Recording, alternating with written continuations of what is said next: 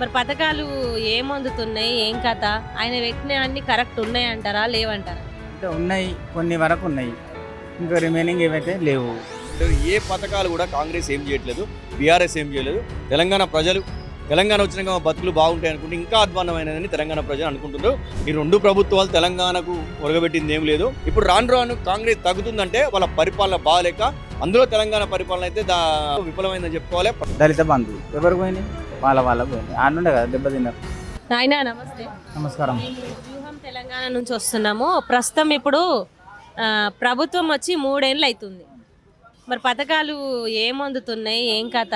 ఆయన పెట్టిన అన్ని కరెక్ట్ ఉన్నాయంటారా? లేవంటారా? అంటే ఉన్నాయి, కొన్ని వరకు ఉన్నాయి, ఇంకా రిమైనింగ్ ఏవైతే లేవు.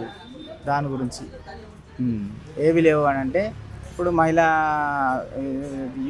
2500 ఇస్తున్నారు, అది రాలేదు. ఇంకా రిమైనింగ్ ప్లస్ పెన్షన్స్ అంటే మంచిగా ఉందా పాలన? రేవంత్ రెడ్డి పాలన అంటే పర్లే, బాగుంది. ఇప్పుడు హైదరాబాద్లో మస్తుగా తిట్టుకున్నారు కదా ఆయనని. హైదరాబాద్లో చాలా మందికి ఎవరు తిడుతున్నారు? వాళ్ళు ఎవరైతే కబ్జా కోరులు ఉన్నారో వాళ్ళే తిడుతున్నారు. కానీ రిమైనింగ్ బీదలు ఇప్పుడైనా ప్రజెంట్ ఇప్పుడు మనం మూసికి పోయినా కానీ వాళ్ళు కూడా ఒప్పుకుంటారు కదా. తీసినా కానీ ఏది చేసినా ఏదైనా కానీ ఇప్పుడు రేషన్ కార్డులు వచ్చినాయి. అంతకుముందు ప్రభుత్వంలో రేషన్ కార్డులు రాకుండా రేషన్ కార్డులు వచ్చినాయి, అన్నీ వచ్చినాయి, సన్న బియ్యం వచ్చినాయి, అన్నీ వస్తున్నాయి కదా ప్రతి.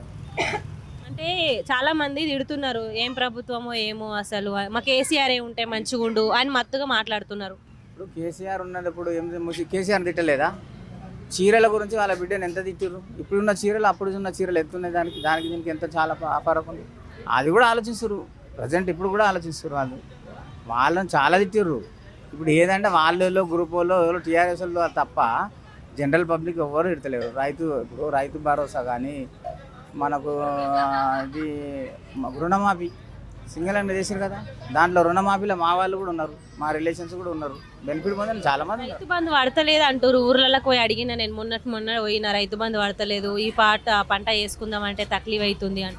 నేను రైతునే, లాస్ట్ మంత్ పడ్డది నాకు ఆగస్టులో, అప్పుడు లాస్ట్ టైం పడ్డది. వ్యవసాయం చేస్తారా? మా వాళ్ళు వ్యవసాయం ఉన్నారు, నాకు కూడా ఉన్నది భూమి, నాకు కూడా పడ్డది. మీరు ఇడున్నారు కదా ఊర్లో వ్యవసాయం చేస్తారు, వెళ్ళి చేస్తారా మీరు? చాలా మందికి పడతలేవంట రైతు బంధు. అంటే నేను చెప్తున్నా జెన్యున్గా, నాకు పడ్డది. ఇప్పుడు నా ఫోన్లో ఉన్నది, చూపించమన్నా చూపిస్తా. మంచిగా ప్రతిసారి ఇస్తున్నాడు. ఇప్పుడు తెలంగాణ రాష్ట్రంలో దాదాపు చాలా వరకు స్కామ్లు ఎక్కువైతున్నాయి. ఇది స్కీములు పెట్టుకుంటా, దాని మీద ఏం చెప్తారు? ఏ స్కీమ్ల గురించి? పథకాలు కానీ ఏవైనా కానీ. ఇవి ఒకటి అయితే ముఖ్యంగా ఏంటంటే ఈ ఫ్రీ స్కీమ్ అనేది ఒకటి తీస్తే బెస్ట్ ఉంటుంది. బెస్ట్ ఏంటంటే ఒక ఫ్రీ ఎడ్యుకేషన్, అది ఒకటి పెడితే చాలా బాగుంటుంది. ఎన్నట్టుకున్నా రేవంత్ అనే ఉంటాడు, అది చేయాలి. మస్తు మంది ఇప్పుడు కేసీఆర్ వస్తాడు అని అంటున్నారు, మరి నిజమేనా అది? అది కాదు, ఎవరు కాదు, చాలా మందికి తెలుసు కేసీఆర్ రాడు, వస్తే ఏమైందని అందరికీ తెలుసు. ఇప్పుడు స్కామ్లు అయినాయి, అన్నీ అయినాయి. బీదోనిలాగా ఉన్నాడు కదా. ఇప్పుడు ఏమంటారు, దళిత బంధు ఎవరికి పోయినాయి? వాళ్ళకు పోయినాయి. ఆడుండే కదా దెబ్బతిన్నారు. కేసీఆర్ దెబ్బతిన్నది దళిత బంధు పథకం వల్ల. ఎవరైతే ఎమ్మెల్యేలు ఉన్నారో వాళ్ళ అనుచరులకు ఇచ్చుకుంటా. ఇక్కడ కూడా ప్రజెంట్ ఈడ కూడా నేను ఎస్సీ, నేను పెట్టినా కూడా నాకు రాలేదు, అలాంటి వాళ్ళ అనుచరులకు వచ్చింది. అన్న నమస్తే. నమస్తే. అయితే ఇప్పుడు ఉన్న సీఎం రేవంత్ రెడ్డి 3 ఏళ్ళు అవుతుంది వచ్చి, 3 ఏళ్ళల్లో తెలంగాణకి ఏం అభివృద్ధి చేసిండు, ఏం పథకాలు తీసుకొచ్చిండు, అవన్నీ అమలు అవుతున్నాయా అవుతలేయా? మీ అభిప్రాయం ఏంది? రేవంత్ రెడ్డి గారిని కానుకుంటే నేను కేసీఆర్ దగ్గర నుంచి వస్తా. ప్రపంచ ఉద్యమంలో గొప్ప ఉద్యమం తెలంగాణ ఉద్యమం. ఎందరో కష్టపడి అంటే 1400 మంది బలిదానాలతోని మన తెలంగాణ వచ్చింది. వచ్చిన తర్వాత తెలంగాణ ప్రజలు 4 కోట్ల ప్రజలకు మేలు జరిగింది ఏం లేదు. బీఆర్ఎస్ 2 times 10 years చేసింది. నీళ్లు నిధులు అన్నారు. ఎక్కడ అసలు ఇవాళ ఓయికి పోతే విద్యార్థులు చదువుకునే ఎంప్లాయ్మెంట్ లేదు. సో ఎక్కడ కూడా రైతులు ఇబ్బంది పడతా ఉన్నారు. దాని తర్వాత సరే ఈయన 10 సంవత్సరాల తర్వాత తెలంగాణకి ఏం చేయలేదని కాంగ్రెస్కి అవకాశం ఇచ్చింది ప్రజలు.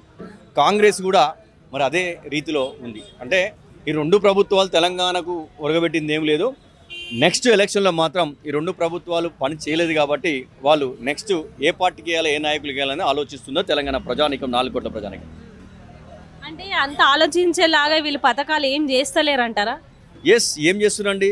ఇప్పుడు ఒక బస్సు, లేడీస్కి బస్సు తప్ప ఆ బస్సు కూడా లేడీస్ దగ్గర ఆపుతలేరంట. నేను ఒక మహిళ చెప్తుంది, సార్ మహిళల దగ్గర ఆపకుండా ఎక్కడ ఆపుతున్నారు, ఈ ఆ బస్సు ప్రయోజనం ఏంటంటే ఆడ ఇచ్చినట్టే ఇచ్చి ఆ బస్సు కూడా ఇస్తలేరు. ఏ పథకాలు కూడా కాంగ్రెస్ ఏం చేయట్లేదు, బీఆర్ఎస్ ఏం చేయలేదు. తెలంగాణ వచ్చినాక మా బతుకులు బాగుంటాయి అనుకుంటే ఇంకా అధ్వాన్నమైనదని తెలంగాణ ప్రజలు అనుకుంటున్నారు. రానున్న ఎలక్షన్లో మాత్రం వీళ్ళు ఖచ్చితంగా బుద్ధి చెప్తారు.